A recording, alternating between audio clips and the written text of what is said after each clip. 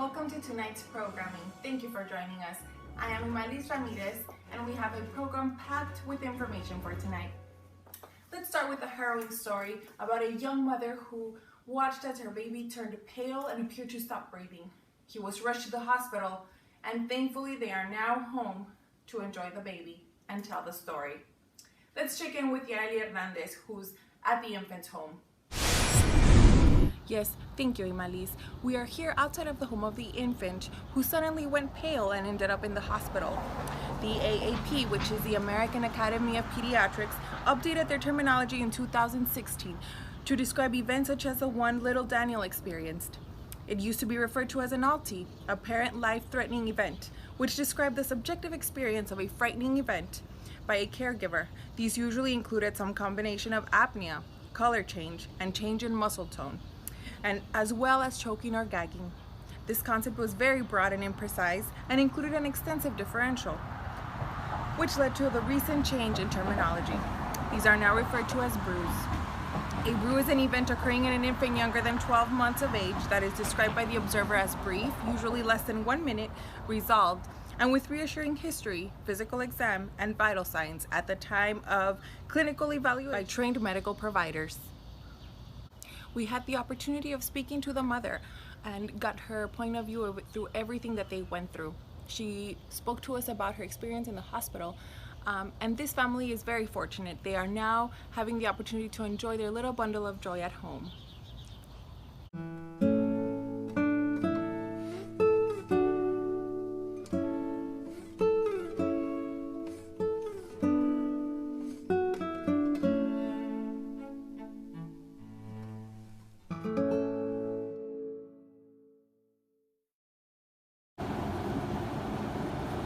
I was just watching him sleep, and then all of a sudden he looked really pale, like paper white, and then it looked like he stopped breathing, and he went completely limp. It was so scary. I kept rubbing his chest and calling his name, but he wasn't responding.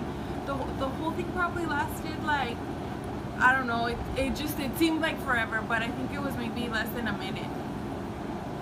They said that not every baby that this happens to gets admitted to the hospital, which I was pretty shocked, because I would have thought that if your baby stops breathing, you would automatically earn a night in the hospital at least. But they said that since he's already more than 2 months old, he was born full term, and this had never happened before. And then by the time that they checked him, he looked really well. Like they said, his vital signs were normal, his exam was normal. So because of all of those things, they said that he was considered low risk. So they didn't really need to have him spend the night. They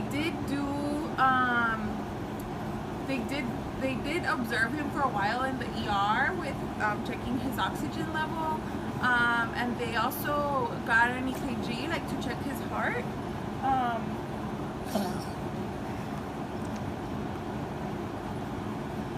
But they said that they don't even do that to all the babies, that was just like an extra precautionary thing, that he was still low risk. And then they didn't even get any blood work. They said that wasn't necessary either. But it was still definitely a scary experience. The one thing that really helped me feel better is that they showed me a video and they trained me for CPR, just in case something like this would ever happen again, which I really hope it doesn't happen, but just in case, at least I feel that I have a tool to be able to help him if that happens. And I also asked about one of those machines. It's like, my friend had one. It's like an alarm in case they stop breathing. I would have thought that was a good idea, but the doctor said that they actually don't recommend it anymore, that it resulted in a lot of false alarms and kids were getting hospitalized unnecessarily, and it also sometimes can give parents a false sense of reassurance, so they really recommended against it. So then we were able to come home, and he's been fine ever since. We also spoke to a local pediatrician, Dr. Salcido, who gave us some information about these episodes that can happen to infants. Hi, Marlies. Thank you so much for having me tonight. So brew is actually something that we see pretty often in the hospital, and it's really important that we rule out certain things before actually making the diagnosis of brew. So one of the things that we absolutely have to rule out is a serious bacterial infection. That happens in up to 2 to 8% of the cases. In addition, seizures may be a potential cause, and that happens in maybe 4 to 7% of the cases. The large majority, though, about 20 to 54%, is with patients who have gastroesophageal reflux, which is essentially that they're spitting up excessively. Another potential cause is respiratory infections, and that only happens in about 8% of cases. Sadly, 1 to 11% of cases are actually due to child abuse. So we really need to look at all of those things and make sure that those are ruled out before we can call it a brew and call it low risk and send patients home.